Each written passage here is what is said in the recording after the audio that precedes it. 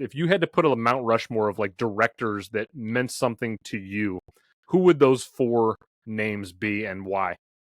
This is a great question. I'm going to do this chronologically within my lifetime's experience with them. Right now, you mentioned this earlier.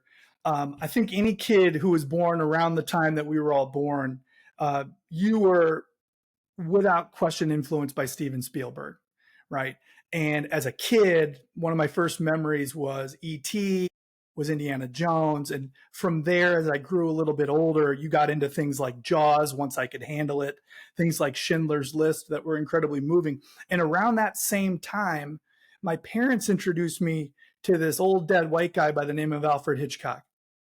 And my dad said, "Hey, you got to check out this movie, Rear Window. You're never going to believe this."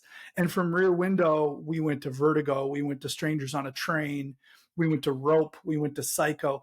And I couldn't believe that I fell in love with films that were primarily black and white. And then the first time I think I can really ever remember having like an out of body experience watching a movie is the first time I watched Do the Right Thing. And Spike Lee has such a unique artistic vision, especially from that period of the late 80s to kind of like the mid 90s. I grew up in a neighborhood and in schools that were predominantly white.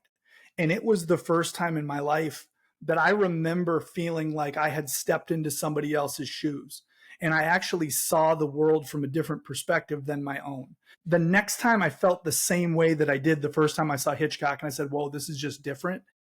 It was Quentin Tarantino. And the first Tarantino I actually ever watched was Pulp Fiction. That's where I started. And I snuck into a theater way too young to see it with my friend. And I'm not sure I pieced it all the way together on my first viewing, but I knew what I had experienced was special.